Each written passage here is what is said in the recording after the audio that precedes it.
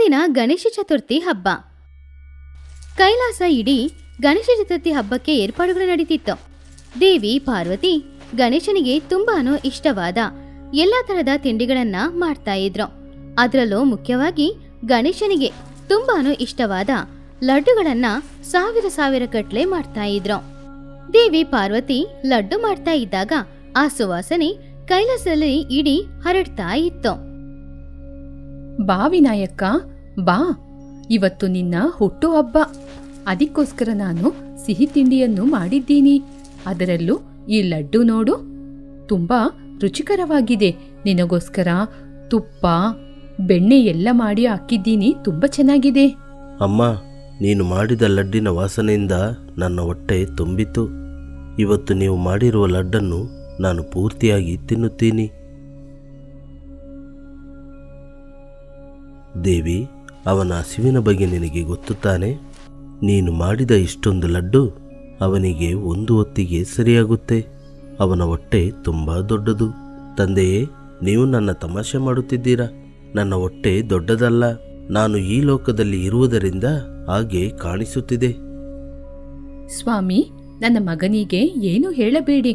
ಅವನು ನನ್ನ ಮುದ್ದಿನ ಮಗ. ಬಾಪ, ನಾನೇ ನನ್ನ ಕೈಯಾರೆ ನಿನಗೆ ತಿನ್ನಿಸ್ತೀನಿ. ಹಾಗಂತ ಹೇಳಿ ದೇವಿ ಪಾರ್ವತಿ ಗಣೇಶನನ್ನ ಅವರ ಮಡಿಲಿನಲ್ಲಿ ಕೂರಿಸ್ಕೊಂಡು ಅವ್ರ ಕೈಯಾರಿ ಗಣೇಶನಿಗೆ ಲಡ್ಡುನ ಕೊಡ್ತಾ ಇದ್ರು. ಗಣೇಶನು ಲೆಕ್ಕ ಮಾಡಿ ನೋಡದೆ ಎಲ್ಲಾ ಲಡ್ಡುಗಳನ್ನ ತಿನ್ನಕ್ಕೆ ಶುರು ಮಾಡ್ದ. 1, 10, 100, 1000 ಅಂತ ಎಲ್ಲಾ ಲಡ್ಡುಗಳನ್ನ ತಿನ್ನಕ್ಕೆ ಶುರು ಮಾಡ್ದ. ಹಾಗೆ ಸ್ವಲ್ಪ ಸಮಯದಲ್ಲಿ ಒಂದು ಲಡ್ಡು ಕೂಡ ಉಳಿದೆ ಎಲ್ಲಾ ಲಡ್ಡುಗಳನ್ನ ತಿಂದ. ಹಾಗೆ ಗಣೇಶನ ಹೊಟ್ಟೆ ತುಂಬಾನು ದೊಡ್ಡದಾಗ್ತಾ ಇತ್ತು. ಅಮ್ಮ, ತುಂಬಾ ಸಂತೋಷ. ನನ್ನ ಹೊಟ್ಟೆ ತುಂಬಿ ಹೋಗಿದೆ. ನನ್ನಿಂದ ನಡೆಯಲು ಸಾಧ್ಯವಿಲ್ಲ. ನೋಡಿದ್ಯಾ ಪಾರ್ವತಿ, ಅವನ ಹಸಿವು? ಇವಾಗ ಅವನಿಂದ ನಡೆಯಲು ಸಾಧ್ಯವಿಲ್ಲ.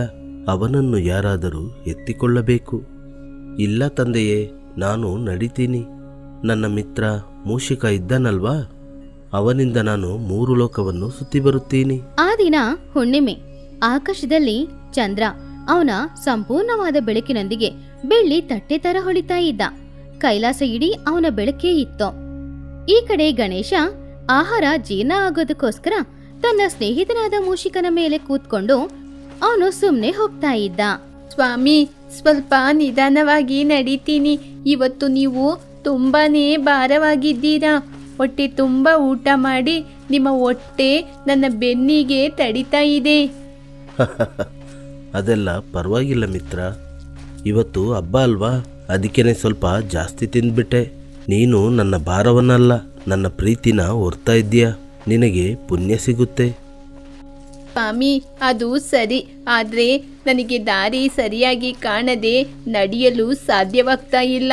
ಇವತ್ತು ಆ ಚಂದ್ರ ಯಾಕೋ ತುಂಬ ಗರ್ವದಲ್ಲಿದ್ದಾನೆ.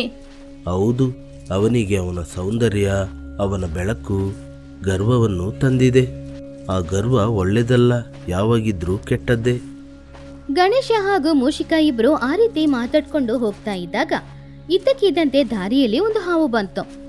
ಆವಾಗ ಮೂಷಿಕ ಆ ದೊಡ್ಡ ಹಾವನ್ನು ನೋಡಿ ತುಂಬಾನು ಹೆದರ್ದ. ಮೂಷಿಕ ಆ ಹಾವನ್ನು ನೋಡಿ, ಅಯ್ಯೋ, ಆವು ಸ್ವಾಮಿ, ಆವುನ ಹಿಡೀರಿ. ಹಾಗಂತ ಹೇಳಿ ಅಲ್ಲಿಂದ ಅವನು ತಕ್ಷಣ ಓಡಕ್ಕೆ ಶುರು ಮಾಡ್ದ. ಆದ್ರೆ ಇದ್ಯಾವುದೋ ಗೊತ್ತಿಲ್ಲದೆ ಮೂಷಿಕ ಆ ಕಡೆ ಹೋದಾಗ ಗಣೇಶ ಇದ್ದಕ್ಕಿದ್ದಂತೆ ಮೂಷಿಕನ ಮೇಲಿಂದ ಕೆಳಗಡೆ ಬಿದ್ದ. ಆವಾಗ ಅವನ ಹೊಟ್ಟೆ ಒಡೆದೋಗಿ ಒಳಗಡೆ ಇದ್ದ ಲಡ್ಡುಗಳು ಎಲ್ಲಾನು ಹೊರಗಡೆ ಬಂದು ಬಿದ್ದೋಯ್ತು. ಪಾಪ ಗಣೇಶ ತುಂಬಾನು ಬೇಜಾರು ಮಾಡ್ಕೊಳ್ತಿದ್ದ.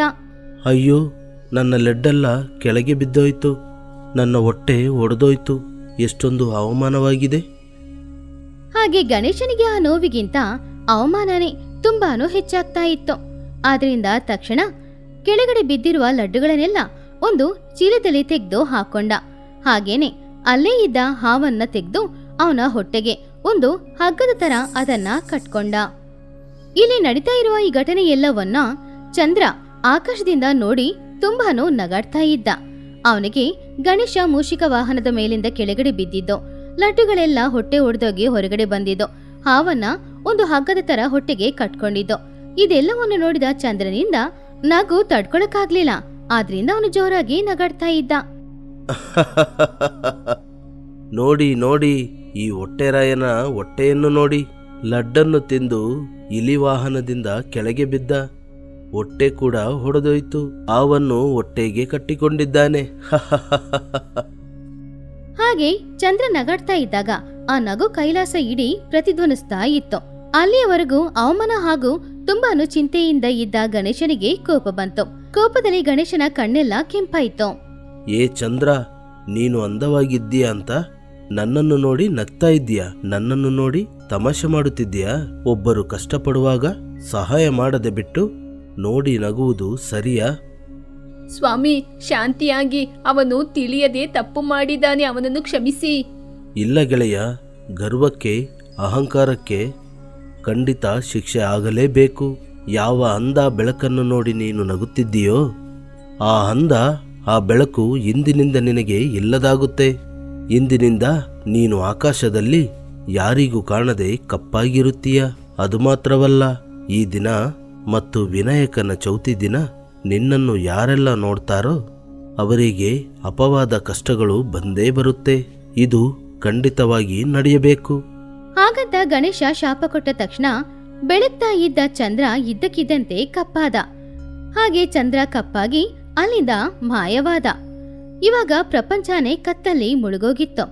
ಇದ್ದಕ್ಕಿದ್ದಂತೆ ಪ್ರಪಂಚ ಕತ್ಲಲ್ಲಿ ಮುಳುಗೋಗಿದ್ದನ್ನ ನೋಡಿ ದೇವತೆಗಳು, ಮನುಷ್ಯರು ಎಲ್ರೂ ಕೂಡ ತುಂಬಾನು ಹೆದರಿದ್ರು. ಆವಾಗ ಚಂದ್ರನಿಗೆ ಅವನು ಮಾಡಿದ ತಪ್ಪು ಏನು ಅನ್ನೋದು ಅರ್ಥ ಆಯಿತು. ಅವನು ಅವನ ಗರ್ವದಿಂದ ಗಣೇಶನ ನೋಡಿ ಹಾಸ್ಯ ಮಾಡಿದ್ದು ತಪ್ಪು ಅಂತ ಅಂದ್ಕೊಂಡ. ಆದ್ರಿಂದ ತಕ್ಷಣ ಚಂದ್ರ ಪರಮಶಿವ ಹಾಗೂ ದೇವಿ ಪಾರ್ವತಿಯನ್ನ ನೋಡಕ್ ಹೋದ.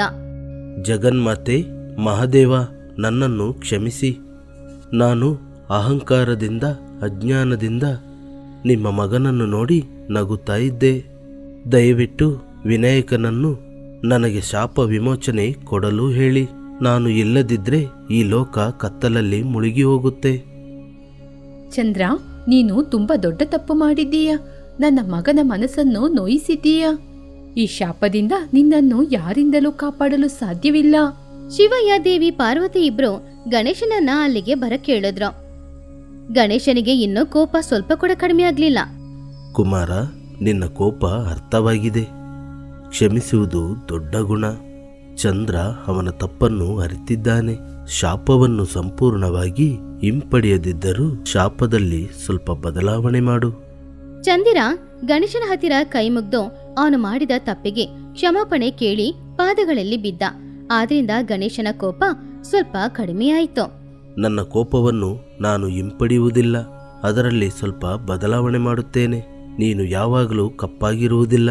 ನಿನ್ನ ಬಣ್ಣ ದಿನದಿಂದ ದಿನಕ್ಕೆ ಕಡಿಮೆಯಾಗಿ ಅಮಾವಾಸ್ಯೆ ದಿನ ಪೂರ್ತಿಯಾಗಿ ಕಪ್ಪಾಗಿ ಮತ್ತೆ ದಿನದಿಂದ ದಿನಕ್ಕೆ ಅಧಿಕವಾಗಿ ಹುಣ್ಣಿಮೆಯ ದಿನ ಬಿಳಿಯಾಗಿರುತ್ತೀಯ. ನನ್ನ ಎರಡನೇ ಶಾಪ, ವಿನಾಯಕ ಚೌತಿ ದಿನ ನಿನ್ನನ್ನು ನೋಡಿದವರು ಅಪವಾದ ಬರುವುದು ನಿಜಾನೇ. ಆದರೆ ಆ ದಿನ ನನ್ನ ಕಥೆಯನ್ನು ಕೇಳಿ ಅಕ್ಷತೆಯನ್ನು ತಲೆಗೆ ಹಾಕಿಕೊಂಡರೆ ಅವರಿಗೆ ಈ ಶಾಪ ಬರುವುದಿಲ್ಲ. ಗಣೇಶನ ಕರುಣೆಯನ್ನ ನೋಡಿ ಚಂದಿರ ಸಂತೋಷಪಟ್ಟು ಅವನಿಗೆ ಧನ್ಯವಾದವನ್ನು ತಿಳಿಸಿ ತಕ್ಷಣ ಅಲ್ಲಿಂದ ಆಕಾಶಕ್ಕೆ ಹೋದ. ಆ ದಿನದಿಂದ ಚಂದಿರ ಗರ್ವವನ್ನ ಬಿಟ್ಟು ವಿನಯದಿಂದ ನಡ್ಕೊಳ್ತಾ ಇದ್ದ. ಕಥೆಯಲ್ಲಿರುವ ನೀತಿ, ಇನ್ನೊಬ್ಬರ ರೂಪವನ್ನು ನೋಡಿ ಅವರ ಬಣ್ಣವನ್ನು ನೋಡಿ ನಾವು ಹಾಸ್ಯ ಮಾಡಿ ನಗಾಡೋದು ತುಂಬಾ ದೊಡ್ಡ ತಪ್ಪು. ನಾವು ಅಹಂಕಾರದಿಂದ ನಡ್ಕೊಂಡ್ರೆ ನಮಗೆ ಕಷ್ಟ ಬರುತ್ತೆ.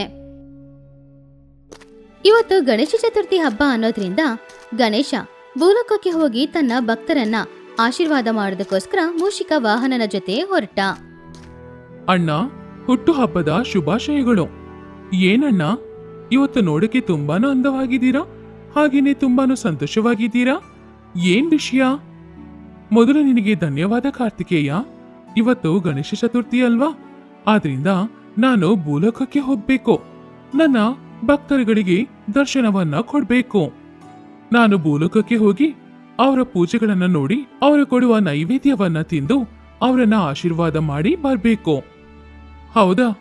ಹಾಗಾದ್ರೆ ನೀವಿವಾಗ ಭೂಲೋಕಕ್ಕೆ ಹೊರಡ್ತಾ ಇದ್ದೀರಾ ಅಣ್ಣ? ಹಾಗಂತ ಕಾರ್ತಿಕೇಯ ತುಂಬಾನು ಚಿಂತೆಯಲ್ಲಿರೋದನ್ನ ನೋಡಿ ಗಣೇಶ ಈ ರೀತಿ ಹೇಳ್ದ. ಹೌದು ಕಾರ್ತಿಕೇಯ, ನೀನೊಂದ್ ಕೆಲ್ಸ ಮಾಡು. ನೀನು ನನ್ ಜೊತೆ ಭೂಲೋಕಕ್ಕೆ ಬಾ, ಇಬ್ರು ಆ ಪೂಜೆಗಳಿಗೆ ಹೋಗೋಣ. ಇಲ್ಲ ಅಣ್ಣ, ಇವತ್ತು ನಿಮ್ಮ ಹುಟ್ಟಿದ ಹಬ್ಬ. ನಿಮಗೋಸ್ಕರ ನಿಮ್ಮ ಭಕ್ತರು ಪೂಜೆಗಳನ್ನ ಮಾಡ್ತಾ ಇರ್ತಾರೆ. ಅವರನ್ನ ಆಶೀರ್ವಾದ ಮಾಡಕ್ಕೆ ನೀವು ಹೋಗ್ಲೇಬೇಕು. ಇಲ್ಲಿ ನಾನು ನಿಮಗೋಸ್ಕರ ಕಾಯ್ತಾ ಇರ್ತೀನಿ. ಹಾಗಂತ ಕಾರ್ತಿಕೇಯ ಗಣೇಶನ ಹತ್ತಿರ ಹೇಳಿದ. ಆಮೇಲೆ ಗಣೇಶ ಮೂಷಿಕ ವಾಹನದೊಂದಿಗೆ ಭೂಲೋಕಕ್ಕೆ ಹೋದ. ಪಾಪ ಕಾರ್ತಿಕೇಯ ಚಿಂತೆಯಿಂದ ಕೂತ್ಕೊಂಡಿರೋದನ್ನ ದೇವಿ ಪಾರ್ವತಿ ನೋಡಿದ್ರು. ಕಾರ್ತಿಕೇಯ, ಯಾಕೆ ಚಿಂತೆಯಲ್ಲಿದ್ದೀಯಾ? ಏನಾಯ್ತು ಮಗನೇ? ಅಮ್ಮ, ನಾನು ಅಣ್ಣನಿಗೋಸ್ಕರ ಕಾಯ್ತಾ ಇದ್ದೀನಿ. ಗಣೇಶ ಹೋಗಿ ಕೆಲವು ಕ್ಷಣಗಳು ಮಾತ್ರ ಆಗಿದೆ. ಅಷ್ಟರಲ್ಲಿ ಅವನಿಗೋಸ್ಕರ ನೀನು ಕಾಯ್ತಾ ಇದೀಯಾ? ಅವನು 9 ದಿನಗಳ ನಂತರನೇ ಪೂಜೆಗಳನ್ನೆಲ್ಲ ಮುಗಿಸ್ಕೊಂಡು ಕೈಲಾಸಕ್ಕೆ ವಾಪಸ್ ಬರೋದು. ಹೌದಮ್ಮ, ಅಣ್ಣ ಇಲ್ದೆ ನಾನು ಹೇಗಿರೋದು ಹೇಳಿ?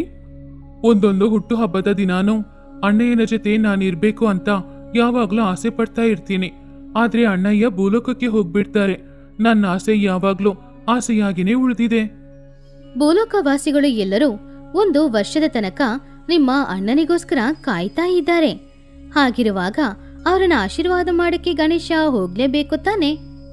ನನಗೆ ಅಣ್ಣನ ನೆನಪು ತುಂಬಾನೇ ಬರ್ತಾ ಇದೆ ಅಮ್ಮ. ನಾನ್ ಮಾತ್ರ ಏನ್ ಮಾಡೋದು? ಹೇಗೆ ಭೂಲೋಕವಾಸಿಗಳು ನಿಮ್ಮ ಅಣ್ಣನಿಗೆ ಪೂಜೆ ಮಾಡ್ತಾರೋ ಅದೇ ರೀತಿ ನೀನು ಕೂಡ ಇಲ್ಲಿ ಪೂಜೆ ಮಾಡು. ಆವಾಗ ನಿಮ್ಮಣ್ಣ ಗಣೇಶ ನಿನ್ ಜೊತೆನೇ ಇರೋ ಹಾಗೆ ನಿನಗೂ ಇರುತ್ತೆ ಅಲ್ವಾ? ಹಾಗಂತ ದೇವಿ ಪಾರ್ವತಿ ಹೇಳಿದ್ರೋ ಇಲ್ವೋ, ಕಾರ್ತಿಕೇಯ ಗಣೇಶ ಚತುರ್ಥಿ ಹಬ್ಬನ ಆಚರಿಸ್ಬೇಕು ಅಂತ ಮನ್ಸಲ್ಲಿ ಅಂದ್ಕೊಂಡ. ಅದಕ್ಕೋಸ್ಕರ 3 ಲೋಕದಲ್ಲಿರುವ ದೇವತೆಗಳು ಎಲ್ಲರನ್ನ ಕರಿಬೇಕು ಅಂತ ಅಂದ್ಕೊಂಡ. ಹಾಗೆ ಮೊದ್ಲು ಕಾರ್ತಿಕೇಯ ಇಂದ್ರಲೋಕಕ್ಕೆ ಹೋದ. ಬನ್ನಿ ಕಾರ್ತಿಕೇಯ, ನೀವು ಬಂದಿರೋಕ್ಕೆ ಕಾರಣ ಏನು? ಇಂದ್ರದೇವ, ಇವತ್ತು ಕೈಲಾಸದಲ್ಲಿ ನಾನು ಗಣೇಶ ಚತುರ್ಥಿ ಹಬ್ಬನ ಮಾಡ್ಬೇಕು ಅಂತ ಅಂದ್ಕೊಂಡಿದ್ದೀನಿ. ಅದಕ್ಕೆ ನಿಮ್ಮೆಲ್ಲರನ್ನ ಕರಿಬೇಕನ್ನೋದಕ್ಕೋಸ್ಕರ ಬಂದಿದ್ದೀನಿ. ಇವತ್ತು ನೀವೆಲ್ರೂ ಕೈಲಾಸಕ್ಕೆ ಬರ್ಬೇಕು. ಖಂಡಿತ ಬರ್ತೀನಿ ಕಾರ್ತಿಕೇಯ. ಹಾಗೆ ಇಂದ್ರದೇವ ಹೇಳಿದ್ಮೇಲೆ ಕಾರ್ತಿಕೇಯ ಅವನ ಮಾಮನಾದ ಮಹಾವಿಷ್ಣುವನ ನೋಡಕ್ಕೆ ಹೋದ. ಮಾಮ, ನಮಸ್ಕಾರ. ಹೇಗಿದ್ದೀರಾ? ನಾನು ಚೆನ್ನಾಗಿದ್ದೀನಿ ಕಾರ್ತಿಕೇಯ. ಹೌದು, ಇದ್ದಕ್ಕಿದ್ದಂತೆ ಇಲ್ಲಿಗೆ ಬಂದಿದೀಯಾ ಅಂದ್ರೆ ಏನಾದ್ರೂ ವಿಶೇಷ ಇದೆಯಾ? ಹೌದು ಮಾಮ, ನಾನು ಇವತ್ತು ಕೈಲಾಸದಲ್ಲಿ ಗಣೇಶ ಚತುರ್ಥಿ ಹಬ್ಬನ ಮಾಡ್ಬೇಕು ಅಂತ ಅಂದ್ಕೊಂಡಿದ್ದೀನಿ. ಅದಕ್ಕೆ ನಿಮ್ಮನ್ನ ಕರೆಯೋದಕ್ಕೋಸ್ಕರ ಬಂದಿದ್ದೀನಿ. ಓ, ಇವತ್ತು ಕೈಲಾಸದಲ್ಲಿ ಗಣೇಶ ಚತುರ್ಥಿ ಹಬ್ಬನ? ಖಂಡಿತ ನಾನು ಬರ್ತೀನಿ. ಹಾಗೆ ಕಾರ್ತಿಕೇಯ ಮಹಾವಿಷ್ಣುನ ಕೈಲಾಸಕ್ಕೆ ಬರಕ್ಕೆ ಹೇಳಿ ಆಮೇಲೆ ವಾಯು ಭಗವಾನ್, ಅಗ್ನಿ ಭಗವಾನ್ ಇವರು ಎಲ್ಲರನ್ನ ಕೂಡ ಕೈಲಾಸಕ್ಕೆ ಬರಕ್ಕೆ ಹೇಳ್ದ. ಕಾರ್ತಿಕೇಯ, ನೀನು ಇಷ್ಟೊತ್ತು ಎಲ್ಲಿದ್ದೆ? ನಾನು ನಿನ್ನನ್ನ ಕೈಲಾಸದಲ್ಲಿ ಎಲ್ಲಾ ಕಡೆನೂ ಹುಡುಕ್ತಾ ಇದ್ದೆ. ಅಮ್ಮ, ನೀವು ತಾನೇ ಹೇಳಿದ್ದು ಗಣೇಶ ಚತುರ್ಥಿ ಹಬ್ಬನ ಆಚರಿಸ್ಬೋದು ಅಂತ. ಅದಕ್ಕೆ ಮೊದಲು ನಾನು ಎಲ್ಲರನ್ನ ಕರಿಬೇಕಲ್ವಾ? ಇಂದ್ರದೇವ, ಮಹಾವಿಷ್ಣು ಹಾಗೆ ಎಲ್ಲಾ ದೇವತೆಗಳನ್ನ ಬರಕ್ ಹೇಳಿದ್ದೀನಿ. ಇನ್ನು ಸ್ವಲ್ಪ ಸಮಯದಲ್ಲಿ ಅವರೆಲ್ಲರೂ ಕೈಲಾಸಕ್ಕೆ ಬರ್ತಾರೆ ಅಮ್ಮ. ಅಷ್ಟರಲ್ಲಿ ನಾನು ಏನೇನ್ ಮಾಡ್ಬೇಕು ಅಂತ ನೀವೇ ಹೇಳ್ಬೇಕು. ಮೊದಲು ನೀನು ಕೈಲಾಸದಲ್ಲಿರುವ ಕೊಳದ ಹತ್ತಿರ ಹೋಗು. ಅಲ್ಲಿ ಇರುವ ಜೇಡಿ ಮಣ್ಣನ್ನ ತಗೊಂಡ್ ಬಾ. ಆ ಜೇಡಿ ಮಣ್ಣಿನಿಂದ ಒಂದು ಅಂದವಾದ ಗಣೇಶನ ವಿಗ್ರಹವನ್ನ ಮಾಡು. ಆಮೇಲೆ ಆ ವಿಗ್ರಹವನ್ನ ಪೀಠದಲ್ಲಿ ಇಟ್ಟು ವಿಗ್ರಹಕ್ಕೆ ಪೂಜೆ ಮಾಡ್ಬೇಕು. ಹಾಗಂತ ದೇವಿ ಪಾರ್ವತಿ ಹೇಳಿದ ತಕ್ಷಣ ಕಾರ್ತಿಕೇಯ ಕೈಲಾಸದಲ್ಲಿದ್ದ ಕೊಳದ ಹತ್ತಿರ ಹೋದ. ಕೊಳದ ದಡದಲ್ಲಿರುವ ಜೇಡಿ ಮಣ್ಣನ್ನ ತಗೊಂಡ್ ಬಂದು ಅದರಿಂದ ತುಂಬಾನು ಅಂದವಾಗಿರುವ ಒಂದು ಗಣೇಶನ ವಿಗ್ರಹವನ್ನ ತಯಾರು ಮಾಡಿದ. ದೇವಿ, ಇಲ್ಲಿ ಏನ್ ನಡೀತಿದೆ? ಪಾಪ ಕಾರ್ತಿಕೇಯ ಗಣೇಶ ಭೂಲೋಕಕ್ಕೆ ಹೋಗಿದ್ದಾನೆ ಅಂತ ತುಂಬಾನು ಬೇಜಾರ್ ಮಾಡ್ಕೊಳ್ತಿದ್ದ. ಅದಕ್ಕೆ ಇಲ್ಲಿ ನಾವು ಗಣೇಶ ಚತುರ್ಥಿ ಹಬ್ಬನ ಆಚರಿಸ್ಬೋದು ಅಂತ ಹೇಳಿದ್ದೀನಿ. ಆವಾಗ ಗಣೇಶ ಕಾರ್ತಿಕೇಯನ ಜೊತೆನೇ ಇರೋ ತರ ಅವನಿಗೂ ಅನ್ಸುತ್ತೆ ಅಲ್ವಾ? ಅದಕ್ಕೋಸ್ಕರ. ಓಹೋ, ಅಂದ್ರೆ ಕೈಲಾಸದಲ್ಲಿ ಇವತ್ತು ಗಣೇಶ ಚತುರ್ಥಿ ಹಬ್ಬ ಮಾಡ್ತಾ ಇದ್ದೀರಾ? ಸ್ವಲ್ಪ ಸಮಯದಲ್ಲಿ ವಿಷ್ಣು ಭಗವಾನ್ ಹಾಗೂ ಇಂದ್ರದೇವ ಎಲ್ಲಾ ದೇವತೆಗಳು ಕೈಲಾಸಕ್ಕೆ ಬಂದ್ರು. ಆವಾಗ ನಂದಿ ಅವರು ಎಲ್ಲರನ್ನ ಕೈಲಾಸಕ್ಕೆ ಸ್ವಾಗತ ಮಾಡ್ದ. ತಾಯಿ, ದೇವತೆಗಳು ಎಲ್ರೂ ಕೈಲಾಸಕ್ಕೆ ಬಂದಿದ್ದಾರೆ. ಕಾರ್ತಿಕೇಯನ ಮಾತಿಗೆ ಬೆಲೆ ಕೊಟ್ಟು ಕೈಲಾಸಕ್ಕೆ ಬಂದಿರುವ ನಿಮ್ಮ ಎಲ್ಲರಿಗೂ ಧನ್ಯವಾದ. ಬನ್ನಿ, ಬಂದು ಕೂತ್ಕೊಳ್ಳಿ. ಇನ್ನು ಸ್ವಲ್ಪ ಸಮಯದಲ್ಲಿ ಪೂಜೆ ಶುರುವಾಗುತ್ತೆ. ಹಾಗಂತ ದೇವಿ ಪಾರ್ವತಿ ಎಲ್ಲರನ್ನ ಕೈಲಾಸದೊಳಗಡೆ ಕರ್ಕೊಂಡು ಹೋದ್ರು. ಈ ಕಡೆ ಕಾರ್ತಿಕೇಯ ಪೀಠದಲ್ಲಿ ಗಣೇಶನ ವಿಗ್ರಹವನ್ನ ಇಟ್ಟ. ಆವಾಗ ಶಿವಯ್ಯ ಗಣೇಶನ ವಿಗ್ರಹ ಪ್ರಾಣ ಪ್ರತಿಷ್ಠೆ ಮಾಡಿದ್ರು. ಆಮೇಲೆ ದೇವಿ ಪಾರ್ವತಿ ಗಣೇಶನ ವಿಗ್ರಹಕ್ಕೆ ಅಲಂಕಾರ ಮಾಡಿದ್ರು. ಹಾಗೇನೆ ನಂದಿ ಗಣೇಶನಿಗೆ ಇಷ್ಟವಾದ ಸುಮಾರು ತಿಂಡಿಗಳನ್ನ ಮಾಡಿ ತಗೊಂಡ್ ಬಂದು ಗಣೇಶನ ವಿಗ್ರಹದ ಮುಂದೆ ಇಟ್ಟ. ಕಾರ್ತಿಕೇಯ, ಇವಾಗ ಅಷ್ಟೋತ್ತರ ನಾಮಗಳೊಂದಿಗೆ ವಿನಾಯಕನಿಗೆ ಅರ್ಚನೆ ಮಾಡು. ಹಾಗೆ ಕಾರ್ತಿಕೇಯ ಗಣೇಶನಿಗೆ ಅಷ್ಟೋತ್ತರ ನಾಮಗಳಿಂದ ಅರ್ಚನೆ ಮಾಡ್ದ. ಆಮೇಲೆ ಸಹಸ್ರ ನಾಮಗಳನ್ನು ಕೂಡ ಹೇಳಿದ. ಆಮೇಲೆ ವ್ರತ ಕಥೆಯ ಬಗ್ಗೆನೂ ಹೇಳ್ದ. ಹಾಗೆ ಗಣೇಶ ಚತುರ್ಥಿ ಪೂಜೆಯನ್ನು ಚೆನ್ನಾಗಿ ಮಾಡಿ ಮುಗಿಸ್ದ. ಕಾರ್ತಿಕೇಯ, ಗಣೇಶನ ಮುಂದೆ ಇಟ್ಟಿರುವ ಈ ನೈವೇದ್ಯವನ್ನ ಎಲ್ಲರಿಗೂ ಹಂಚಿಕೊಡು. ಮಾಮ, ಈ ಪ್ರಸಾದನ ತಗೊಳ್ಳಿ. ಇಂದ್ರದೇವ, ನೀವು ಕೂಡ ಈ ಪ್ರಸಾದವನ್ನು ತಗೊಳ್ಳಿ. ನಂದಿ, ಇಲ್ಲಿರುವ ಎಲ್ಲರಿಗೂ ಕೂಡ ಈ ಪ್ರಸಾದವನ್ನ ನೀವೇ ಹಂಚಿಕೊಡಿ. ಹಾಗೆ ಎಲ್ಲರಿಗೂ ಪ್ರಸಾದನ ತಗೊಂಡು ಹೋಗಿ ಕೊಟ್ಟ ಕಾರ್ತಿಕೇಯ. ಎಲ್ಲರೂ ಗಣೇಶನಿಗೆ ಪೂಜೆ ಮಾಡಿದ್ರು. ಕಾರ್ತಿಕೇಯ, ರಾತ್ರಿ ಸಮಯ ಆಯ್ತು. ಇವಾಗ ಗಣೇಶನನ್ನು ನಿಮಜ್ಜನ ಮಾಡ್ಬೇಕಾಗಿರೋ ಸಮಯ. ಇಲ್ಲಿವರೆಗೂ ನಾವು ಪೂಜೆ ಮಾಡ್ತಾ ಇದ್ದ ಗಣೇಶನ ವಿಗ್ರಹನ ನಿಮಜ್ಜನ ಮಾಡಕ್ಕೆ ತುಂಬಾನು ಕಷ್ಟ ಆಗ್ತಿದೆ ಅಮ್ಮ. ಎಲ್ಲರಿಗೂ ಹಾಗೇನೆ ಇರುತ್ತೆ ಕಾರ್ತಿಕೇಯ. 9 ದಿನಗಳು ಭೂಲೋಕದಲ್ಲಿ ಗಣೇಶನ ವಿಗ್ರಹ ಇಟ್ಟು ಪೂಜೆ ಮಾಡಿ ಕೊನೆಗೆ ಅದನ್ನ ನಿಮಜ್ಜನ ಮಾಡ್ಬೇಕು ಅಂದ್ರೆ ಅವ್ರು ಎಲ್ರಿಗೂ ತುಂಬಾನೇ ಕಷ್ಟ ಆಗುತ್ತೆ. ಹಾಗೆ ಎಲ್ಲರೂ ಕೈಲಾಸದಲ್ಲಿರುವ ಕೊಳದ ಹತ್ತಿರ ಬಂದ್ರು. ಈ ಕೊಳದಲ್ಲಿ ನಾವು ಗಣೇಶನ ವಿಗ್ರಹವನ್ನ ನಿಮಜ್ಜನ ಮಾಡ್ಬೇಕು. ಆದ್ರೆ ಅದೆಲ್ಲದಕ್ಕಿಂತ ಮುಂಚೆ ನಾವು ಇನ್ನೊಂದು ವಿಷಯನೂ ಮಾಡ್ಬೇಕು. ಏನಮ್ಮ ಅದು? ಇವಾಗ ನಾವು ಏನ್ ಮಾಡ್ಬೇಕು? ಮೊದಲು ಈ ವಿಗ್ರಹವನ್ನ ಇಲ್ಲೇ ಇಳಿಸು. ಹಾಗಂತ ದೇವಿ ಪಾರ್ವತಿ ಹೇಳಿದ್ರಿಂದ ಕಾರ್ತಿಕೇಯ ಆ ಕೊಳದ ತೀರದಲ್ಲಿ ಗಣೇಶನ ವಿಗ್ರಹವನ್ನ ಇಟ್ಟ. ಕೊನೆಯದಾಗಿ ಗಣೇಶನಿಗೆ ಪೂಜೆ ಮಾಡ್ಬೇಕು ಅಲ್ವಾ? ಗಣೇಶನಿಗೆ ತೆಂಗಿನಕಾಯಿ ಅಂದ್ರೆ ತುಂಬಾನೇ ಇಷ್ಟ. ನೀನ್ ಹೋಗಿ ಒಂದು ತೆಂಗಿನಕಾಯಿಯನ್ನ ತಗೊಂಡ್ ಬಾ. ಹಾಗೇನೆ ಗಣೇಶನ ನಿಮಜ್ಜನದಕ್ಕೆ ಮುಂಚೆ ಗಣೇಶನಿಗೆ ಮಹಾ ಆರ್ತಿನೂ ನಾವು ತೆಗಿಬೇಕಾಗುತ್ತೆ. ಹಾಗಂತ ದೇವಿ ಪಾರ್ವತಿ ಹೇಳಿದ್ದನ್ನ ಕೇಳಿ ಕಾರ್ತಿಕೇಯ ಹೋಗಿ ಒಂದು ತೆಂಗಿನಕಾಯಿಯನ್ನ ತಗೊಂಡ್ ಬಂದು ಗಣೇಶನ ವಿಗ್ರಹದ ಮುಂದೆ ಆ ತೆಂಗಿನಕಾಯಿಯನ್ನ ಹೊಡೆದ. ಆಮೇಲೆ ಗಣೇಶನಿಗೆ ಮಹಾ ಆರತಿನೂ ತೆಗೆದ್ರು. ಅಣ್ಣ, ಇವತ್ತು ನಿಮ್ಮ ಹುಟ್ಟು ಹಬ್ಬ. ಭೂಲೋಕದಲ್ಲಿರುವ ಭೂಲೋಕವಾಸಿಗಳಿಗೆ ದರ್ಶನ ಕೊಡಕ್ ಹೋಗಿದ್ದೀರಾ. ನಿಮಗೋಸ್ಕರ ನಾನು ಕೈಲಾಸದಲ್ಲೂ ಕೂಡ ಗಣೇಶ ಚತುರ್ಥಿ ಹಬ್ಬನ ಮಾಡಿದ್ದೀನಿ. ಅದಕ್ಕೆ ಎಲ್ಲ ದೇವತೆಗಳು ಬಂದಿದ್ದಾರೆ. ಎಲ್ರೂ ಕೂಡ ನನಗೆ ಸುಮಾರು ಸಹಾಯಗಳನ್ನ ಮಾಡಿದ್ದಾರೆ. ಅವರು ಮಾಡಿದ ಸಹಾಯದಿಂದನೇ ಯಾವುದೇ ಅಡ್ಡಿನೂ ಇಲ್ಲದೆ ನಿಮ್ಮ ಪೂಜೆನ ಮಾಡಿ ಮುಗಿಸಿದ್ದೀನಿ. ಹಾಗೆ ಕಾರ್ತಿಕೇಯ ಕೊನೆಯದಾಗಿ ಗಣೇಶನ ಹತ್ತಿರ ಬೇಡ್ಕೊಂಡ. ಕಾರ್ತಿಕೇಯ, ಇವಾಗ ಗಣೇಶನ ವಿಗ್ರಹವನ್ನ ಎತ್ಕೊಂಡು ಮೆಲ್ಲೆ ಕೊಳದಲ್ಲಿ ಇಳಿದು ವಿಗ್ರಹವನ್ನ ನಿಮಜ್ಜನ ಮಾಡು. ಹಾಗಂತ ದೇವಿ ಪಾರ್ವತಿ ಹೇಳಿದ್ರಿಂದ ಕಾರ್ತಿಕೇಯ ಗಣೇಶನ ವಿಗ್ರಹನ ತಗೊಂಡು ಹೋಗಿ ಕೈಲಾಸದಲ್ಲಿರುವ ಕೊಳದಲ್ಲಿ ನಿಮಜ್ಜನ ಮಾಡ್ದ. ಅದನ್ನ ನೋಡಿ ಎಲ್ರೂ ಸಂತೋಷಪಟ್ರು. ಹಾಗೆ 9 ದಿನಗಳು ಕಳೀತು. 9 ದಿನಗಳು ಪೂಜೆಯೆಲ್ಲ ಮುಗಿಸ್ಕೊಂಡು ಗಣೇಶ ಕೈಲಾಸಕ್ಕೆ ಬಂದ. ಅಣ್ಣ, ಬಂದಾಯ್ತಾ ನೀವು? ನಿಮಗೋಸ್ಕರನೇ ಕಾಯ್ತಾ ಇದ್ದೆ. ಇಷ್ಟು ದಿನ ನೀವಿಲ್ಲದೆ ಕೈಲಾಸದಲ್ಲಿ ನನಗೆ ಎಷ್ಟು ಬೇಜಾರಾಗ್ತಿತ್ತು ಗೊತ್ತಾ? ನನಗೆ ಗೊತ್ತು ಕಾರ್ತಿಕೇಯ. ಅದು ಮಾತ್ರವಲ್ಲ, ನೀನು ನನಗೋಸ್ಕರ ಕೈಲಾಸದಲ್ಲಿ ಗಣೇಶ ಚತುರ್ಥಿ ಹಬ್ಬ ಆಚರಿಸಿದ್ದು ಗೊತ್ತು. ನೀನು, ಅಮ್ಮ, ದೇವತೆಗಳು ಎಲ್ರೂ ಸೇರಿ ಪೂಜೆ ಮಾಡಿದ್ದು ಕೂಡ ಗೊತ್ತು. ಹಾಗೆ ಗಣೇಶ ಹಾಗೂ ಕಾರ್ತಿಕೇಯ ಇಬ್ರು ಕೂಡ 9 ದಿನಗಳ ನಂತರ ಪುನಃ ಭೇಟಿಯಾಗಿದ್ರು. ಆವಾಗ ಗಣೇಶ ಭೂಲೋಕದಲ್ಲಿ ಏನ ನಡೀತು ಎಲ್ಲ ವಿಷಯನ ಕಾರ್ತಿಕೇಯನ ಹತ್ರ ಹೇಳ್ದ.